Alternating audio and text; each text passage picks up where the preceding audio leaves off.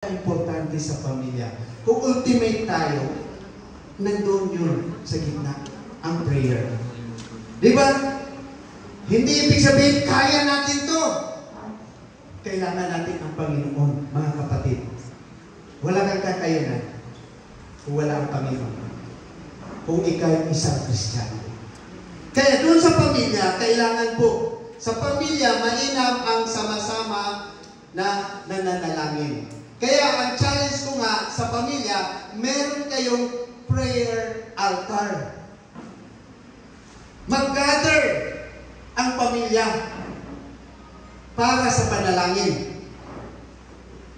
O, dapat meron kayong set na time, mga anak. Kaya minsan, watak-watak po tayo dahil hindi tayo nakasinto doon. Kahit sa kainan. Sa ngayon, kanya-kanyang kainan, di ba? Kasi iba-iba ang pagising. Mukha yata yung anak nyo, Amerikano or Chinese, kasi iba-ibang oras nagising eh. No? Kasi hindi magkasabay sa kainan. Dati, ganun yun eh. Dapat sama-sama tayong kainan. Pero ngayon, pwede natin gawin. Hindi naman tayo magkasama sa kainan, pero sa prayer, magkasama tayo. Amen? Mag-set ang isang pamilya na isang prayer. Sabi, Pastor, ako ang padre ni pamilya, pero hindi naman ako nasasanay diyan sa church na magpe-pray. Okay lang yun. Kasi yung asawa mo, magaling naman sa prayer. Pero ang gagawin mo, bilang isang tatay, oy, mga anak, halin kayo.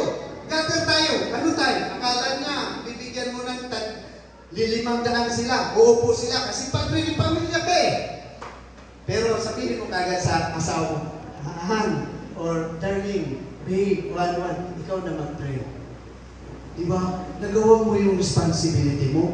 Hindi na kailangan na maging pastor ka, maging elder ka, pero naniniwala ka sa Panginoon. Kaya doon sa pamilya, napaka-importante ang tatay na nangunguna. Amen? Amen. Hindi galit si pastor. Pero gusto ko talagang mag-stand tayo bilang isang mga lalaki na pangunahan natin. Hindi yung importante yung education. Susunod lang po yan. Hindi importante na maging mayaman ka. Kasi iiwanan lang din natin yan. Pero ang importante na iiwan natin sa ating pamilya ay ang sumunod sa Panginoon. Amen. Kahit mawala man tayo, alam natin sino ang sumunod at sino ang mag-aalaga sa ating mga anak, ang Panginoon pa rin. Amen? Kaya kailangan generation to next generation, dapat hindi maputol ang paglilingkod sa Panginoon. Kaya maraming problema ngayon. Kasi nahuhuli ko ang Panginoon. Nauna yung mga gusto natin. Oy, mag-abogado ka ha? Ikaw ba, ganito. Kasi yung kapitbahay natin dyan, papakita natin. Hindi, ganito natin. Halika, punta tayo sa simbahan. Papakita natin sa ating kapitbahay na iba tayo sa kanila. Amen? Amen. Sa panalanginan pa lang, doon na natin makikita. Family altar, mag-create kayo ng anytime. 10 minutes, tapos na. Di ba Nanay Malo? 30 minutes na tayo. Di ba ang dami natin sa prayer fighters? Nung palakpakan natin ang prayer fighters. Alam niyo mga kapatid, ito yung mga bunga ng panalangin. Every 4 o'clock in the morning. Kaya sabi ko, bantayan po natin paano si Lord na tumugon doon sa ating prayer. Kaya sa prayer, napaka-importante, lalo na sa pamilya. Ano pwede natin makuha sa prayer? Ma-strengthen natin ang pananampalataya sa buong pamilya sa Panginoon. Pangalawa, ano bang makuha po natin dyan sa prayer na yan? It depends our relationship between the family. No? Mas ma-strengthen, ma-deepen, no? Mas malalalim ang relasyon ng pamilya kung nandoon sa prayer. Amen?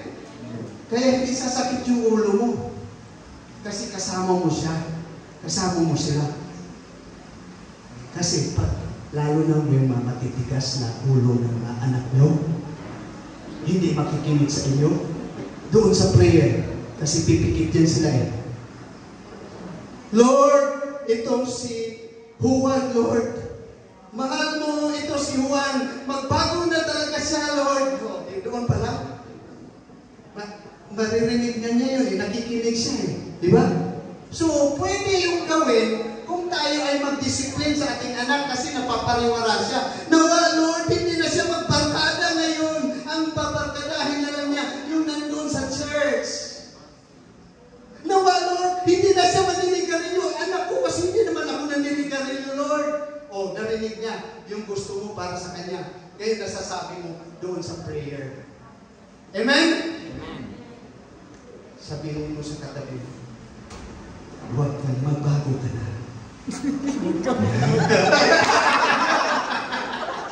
Mag-pray na raw siya. Okay, ano pa? Mas ma-enrich pa ang spiritual ng inyong pamilya. Ma-enrich pa. Ha? Kaya hindi ni Vic si Danny, Nay, magbago ka na. Magbago na tayo doon sa prayer. Isama na natin ang ating pamilya. Kaya mamaya, pag-uwi yan ni Ate, tawag dito, Ate Rina, sabihin ka ganyan, pamilya, mamunang na na, mag-pray na tayo. Ano na natin yung apo? Di ba? Wala talaga, di ba? Kasi doon pa lang, I don't know, nagawa yung pataas kamay, nagawa pa niya natin sa ating pamilya na mag-pray together. Amen. Taas kamay. Ako lang yata? Ibig sabihin, iilan lang tayo. Baka ma-encourage natin yung iba. So pag uwi nyo, yung mga anak lang nandito, no? Wala yung mga magulang. Pag uwi nyo, Nay, pwede ba tayo mag-pray? Kayo naman muna, kung hindi nila nagawa. Di ba? Sino ba naman hindi ba? Sige doon. Sige, di ba? Doon pa lang, ibig sabihin, natuturuan ka na. Kaya, i-strengthen po natin. Mga kapatid, first part pa lang to, meron pang 3.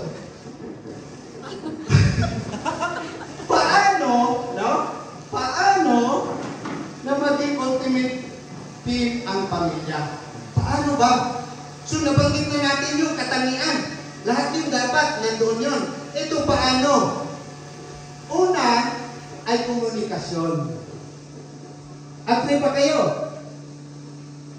Mukha na kayo mag-agree. Ang komunikasyon. So, pag-usap-usap tayo ng bukas at may pagmamahal. Minsan, si Jillian, na siya, alam mo yung mga estudyante na yun, stressful, na-stress yung mga estudyante na yun. Dahil meron kami magandang komunikasyon sa aking anak, mas mabilis siyang mag-express sa kanyang nararamdaman. Kaya napaka-importante na meron tayong komunikasyon sa ating pamilya. Kasi, open sila. Hindi na sila magtago-tago pa. O kahit yung aking anak, yung panganay ko, mukhang may tinitingnan ng maganda eh. Meron na akong crush. Yan, di ba? Mukhang tumitingin-tingin na yung iba, may crush ako doon. Kasi nagkaroon ng open communication. Hindi na nagtatago, hindi na natatakot kasi merong magandang komunikasyon. So, yan po ang maganda. Dapat, palaging nag-uusap. Hindi lang cellphone. Kahit nasa harap ng cellphone, nag-exchange ng message. No? Pero maganda rin na may pag-uusap. Okay? Pangalawa, ay, sorry na lang, naglupat yung aking iWatch. Di talagang pipigilan ng 15 minutes. Pag-respeto. Komunikasyon, pangalawa, ay pag-respeto. Bigyan natin minsan ng respeto ang ating mga magulang. Minsan may napapansin ako. Yung mga anak, mas mataas pang boses kaysa mga magulang. Pag napagsabihan. No? Doon pa lang, makita mo, wala kang respeto. Parang iniisip kasi sa ibang mga anak ngayon, mas magaling sila. Diba? Lalo na pag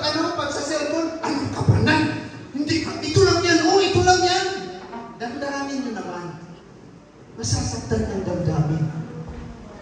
Na? Pero kayo ding mga magulang, bigyan nyo rin ng respeto ang inyong mga anak. Huwag nyo namang pagalitan doon sa mga maraming tao. Kasi mahihiya din sila. Di ba? Magre-rebelde yan. Kung palagalitan lang, ay, yan talaga siya, wala talagang kwenta. Di ba? Masakit yun. Masakit yun. Kahit mga anak nyo yan, bigyan nyo rin ng respeto sila. Okay ba? Mukha yatang, Pastor, hindi tama yan. Gusto ko talaga, dalandakan ko sa kapitbahay na ganito ang aking anak. Hindi tama po yung pagdisiplina. Pag malaki na, pag-usapan kasi natin ang discipline, mahaba-haba tayo, pero sabihan ko lang, part lang po yun. Once na kayo, bigyan nyo rin yung mga anak nyo ng respeto. Both side, di ba? Magrespetuhan para maganda ang relasyon sa loob ng pamilya. Amen? Amen. Tulog na yata. Pangatlo, pagtutulungan. So nabanggit ko na kanina na napaka-importante ang pagtutulungan. Sama-sama. Sama-sama. So, mga kapatid, pamilya, ultimate. Anong tawag na? Ang ultimate team. Conclusion. Ang pamilya ay tunay na isang ultimate team. Sa gitna ng mga pagkakaiba, ang pagmamahal, pagtulungan, at pagpapatawad ay nagbubuklod sa atin bilang isang pamilya. Naway patuloy nating pagyamanin ang mga katangian ito upang maging isang matatag at mapagmahal na pamilya. Magandang gabi po sa ating lahat. Let us pray. Heavenly Father, Lord, salamat Panginoon sa aking mga kapatid na nandito. Ang mga pamilya nandito, Panginoon. Yung iba hindi namin kasama. But I pray, Lord, dito pa lang, O God, na magkaisa at magsama-sama at maging example, Panginoon, ang bawat pamilya na nandito, O God. They are not perfect, Lord, but nandun po kami sa pagpapatuloy na magpapakumbaba at inihingi po namin ang tulong niyo po, Panginoon. Tulungan mo ang bawat pamilya na nandito. In Jesus' name, Amen and Amen. Yan, sige po, upo muna po tayong lahat. And mag-break lang po tayo ng 5 minutes. Then we will proceed on our singing, writing, composition. Ayan. Ready na po tayo mga churches para sa ating singing, writing, songwriting, composition. Thank you po.